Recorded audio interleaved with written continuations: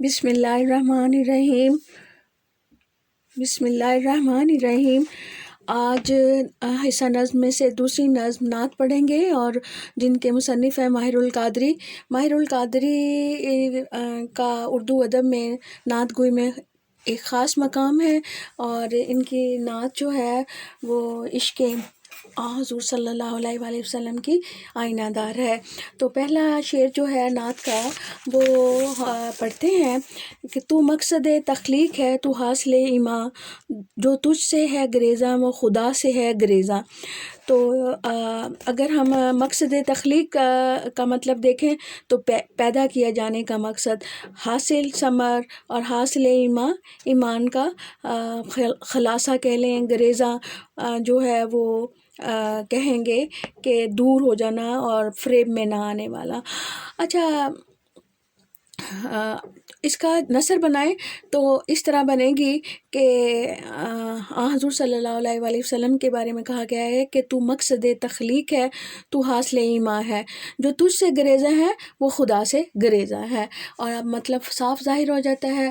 تشریح میں ہم حضور صلی اللہ علیہ وآلہ وسلم کی تعریف کرتے ہوئے ماہر القادری کہتے ہیں کہ حضور جو ہیں وہ باعث تخلیق کائنات ہیں، اور ماہر القادری کی نعتیں نہایت محبت عقیدت کے جذبات سے لبریز ہوتی ہیں، اور اس میں شعری محاسن بھی بدرجہ کمال موجود ہوتے ہیں۔ کہتے ہیں نبی محترم صلی اللہ علیہ وآلہ وسلم، آپ کی ذات جو ہے وہ باعث تخلیق عالم ہے۔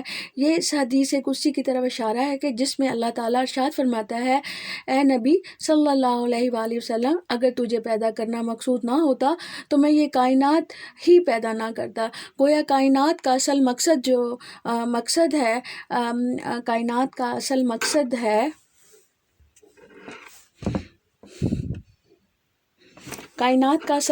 ہے وہ یہی ہے کہ اللہ تعالیٰ آپ کو پیدا کرنا مقصود تھا۔ انسان اشرف المخلوقات ہے، جس کی پیدائش بھی اس لیے عمل میں آئی کہ وہ اپنے خالق حقیقی کی عبادت کرے۔ انسان کی راہبری اور ایمان کی تکمیل کے لیے نبی پاک کی ذات ہی رہنما ہے۔ گویا ایمان مفصل کا خلاصہ یہی ہے کہ نبی پاک کی سچے دل سے پیروی کی جائے۔ اسی بات کو مولانا سید سلیمان ندوی نے یوں کہا ہے، آمن تیری اے ابر کرم رونق عالم، تیری ہی لیے گلشن ہستی یہ سجا ہے۔ ماہر القادری جذب و عشق میں ڈوبتے ہوئے کہتے ہیں، نبی صلی اللہ علیہ وآلہ وسلم، آپ کی شان بے پایاں کا اعتراف کیے بغیر کوئی شخص صاحب ایمان نہیں ہو سکتا۔ جس شخص نے آپ سے محبت کو شعار نہیں بنایا، جس نے آپ کی غلامی اختیار نہ کی، جس نے آپ کی اسوہ حسنہ کی سچے دل سے پیروی نہ کی، وہ اللہ تعالیٰ کی رحمت سے بھی دور رہا۔ گویا اللہ تعالیٰ اس شخص سے راضی نہیں ہو سکتا جو اس کے محبوب کی سچے دل سے اطاعت نہ کرے، کیونکہ قرآن مجید میں جا بجا یہی حکم ہے کہ اطاعت کرو اللہ کی اور رسول کی۔ اور ایک جگہ اللہ تعالیٰ قرآن مجید میں ارشاد فرماتا ہے، اگر تم اللہ تعالیٰ سے محبت رکھتے ہو تو میری اطاعت کرو، اللہ بھی تم سے محبت کرے گا۔ اب شعر کا مفہوم یوں ہوا کہ نبی پاک باعث تخلیق کائنات ہیں، جس نے آپ کی محبت سے منہ موڑا، اللہ تعالیٰ کے لطف و کرم سے بھی محروم ہو گیا۔ اب جو ہے نیکسٹ شعر ہے، کردار کا یہ حال صداقت ہی صداقت، اخلاق کا یہ حال کہ قرآن ہی قرآن۔ اگر ہم اس کے میننگز دیکھیں مشکل الفاظ کے، تو کردار کا مطلب ہے عمل، صداقت کا مطلب ہے سچائی، اخلاق اچھی عادتیں، خلق کی جمع ہے، اور قرآن پاک جو ہے اللہ تعالیٰ کی آخری کتاب جو مکمل ضابطہ حیات ہے۔ تشریح اس کی اس طرح کر سکتے ہیں، پیارے نبی حضرت محمد صلی اللہ علیہ وآلہ وسلم کا اسوہ حسنہ ہمارے لیے مشعل راہ ہے۔ آپ صلی اللہ علیہ وآلہ وسلم نے اعلان نبوت سے قبل مکہ کی سرزمین میں 40 برس گزارے، اور اپنے حسن کردار سے اہل عرب کے دل مو لیے، اور آپ صلی اللہ علیہ وآلہ وسلم کی سچائی کی بدولت لوگ آپ صلی اللہ علیہ وآلہ وسلم کو صادق کے نام سے پکارنے لگے۔ آپ کی زبان حق کی ترجمان ہے، کبھی کوئی ایسا لفظ نہیں نکلا جو حق و صداقت کا عکاس نہ ہو۔ تو سچی بات یہ ہے کہ صدق و صفا کا پیکر پر نور آ گیا، لے کر حیات تازہ کا منشور آ گیا۔ اس طرح حضرت محمد صلی اللہ علیہ وسلم کا اخلاق سراپا قرآن ہے۔ ایک بار کچھ لوگ حضرت عائشہ کی خدمت میں حاضر ہوئے، عرض کی کہ آپ ام المومنین، آپ سے زیادہ حضور کو کون جان سکتا ہے؟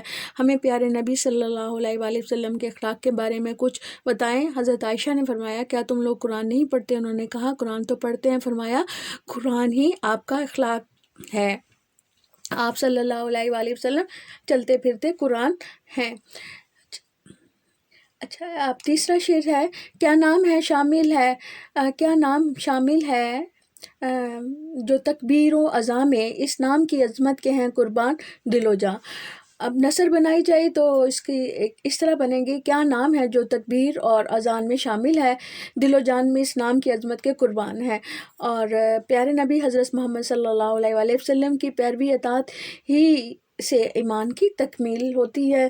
زندگی کا کوئی ایسا لمحہ ایسا نہیں جس میں حضور صلی اللہ علیہ وسلم کی اطاعت کے لیے رہنمائی میسر نہ ہو۔ اسلامی تعلیمات کا ہر گوشہ نبی پاک صلی اللہ علیہ وآلہ وسلم کے نام مبارک ہی سے درخشاں ہے۔ نماز ہو یا اذان، جب تک حضور صلی اللہ علیہ وآلہ وسلم پر ایمان نہ ہو، کوئی عبادت بھی پایہ تکمیل تک نہیں پہنچ سکتی۔ نماز سب سے افضل عبادت ہے۔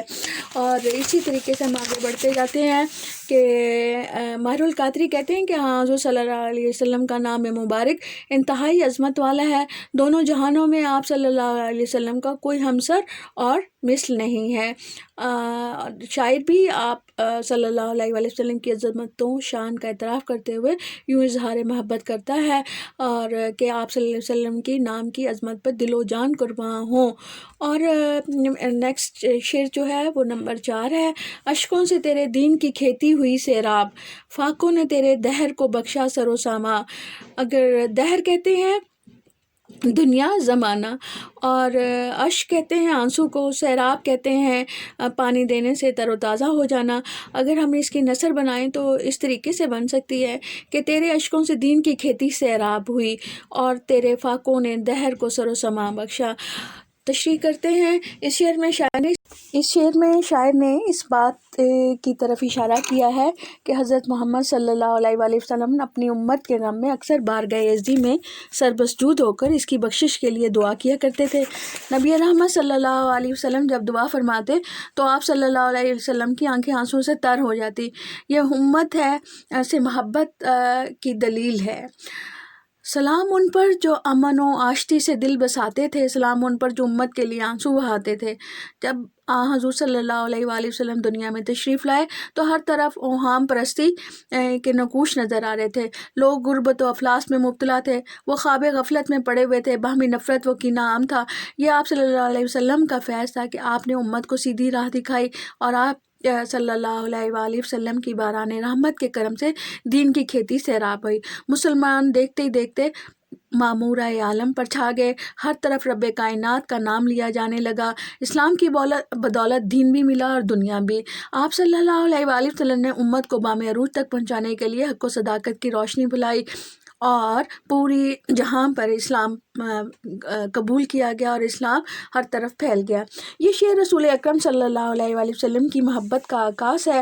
الفاظ سادہ مگر دل پر اثر کرنے والے ہیں۔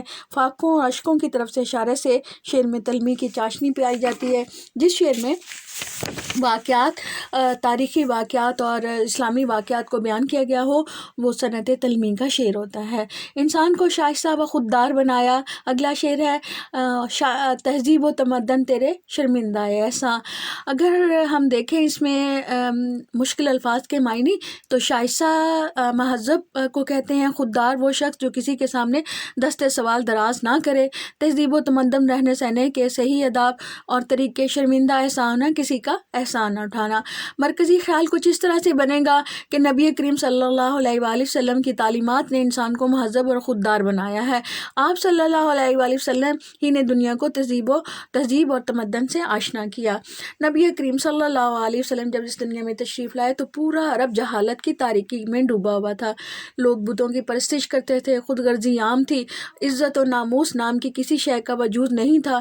لوگ وحشی درندوں سے بھی دو ہاتھ آگے تھے۔ شائستہ شائستگی، تہذیب و تمدن ختم ہو چکے تھے۔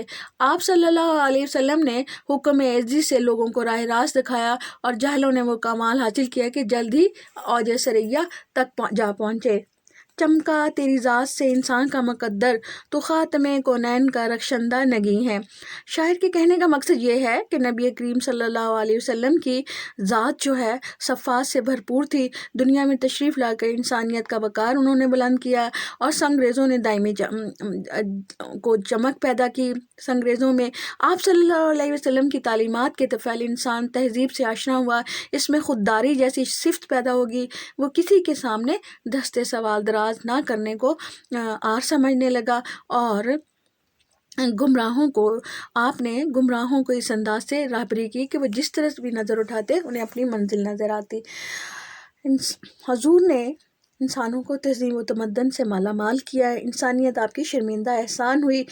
آپ صلی اللہ علیہ وآلہ وسلم کے فیض کرم سے مسلمان جلد ہی اپنی شان و شوکت کی بدولت پوری دنیا پر چھا گئے اور دنیا کے کونے کونے میں توحید حق کا پرچم سربلند ہوا۔ تو آخری شعر ہے جس کی تشریح بھی کرتے ہیں۔ رحمت کا یہ عالم، مربت کا یہ انداز، ماہر سا گناہ گار ہے وابستہ داماں۔ عالم کیفیت کو کہتے ہیں، مربت لحاظ اور پاسداری کو، اور وابستہ دامن تھامے ہوئے۔ حضور صلی اللہ علیہ وسلم کی رحمت اور مربت کا یہ عالم ہے کہ ماہر جیسا گناہ گار بھی آپ صلی اللہ علیہ وسلم کے دامن میں پناہ لیے ہوئے ہے۔ تشریح ہم اس طرح کر سکتے ہیں کہ حضور محمد صلی اللہ علیہ وسلم کی ذات اقدس سراپا رحمت ہے۔ آپ نے جب اعلان نبوت کیا تو مکے کے لوگ آپ کے جانی دشمن ہو گئے۔ طائف کے میدان میں آپ صلی اللہ علیہ وسلم پہ اتنے پتھر برسائے گئے کہ آپ کی پاپوش مبارک لہو سے تر ہو گئے، حتیٰ کہ کفار اور مشرکین نے بھی آپ کو نعوذ باللہ قتل کرنے کی ٹھانی۔ لیکن فتح مکہ کے موقع پر آپ صلی اللہ علیہ وسلم نے کسی سے بدلہ نہ لیا، بلکہ اپنے جانی دشمنوں کو بھی جو اپنے دامن رحمت میں لے لیا۔ آپ کے لطف و کرم کی گواہی خود قرآن مجید نے دی ہے۔ آپ کو جو رحمت للعالمین کا لقب دیا گیا، حالی کہتے ہیں وہ نبیوں میں رحمت لقب پانے والے، مراد غریبوں کی بر لانے والے، مصیبت میں غیروں کے کام آنے والے، وہ اپنے پرائے کا غم کھانے والا، فقیروں کا مل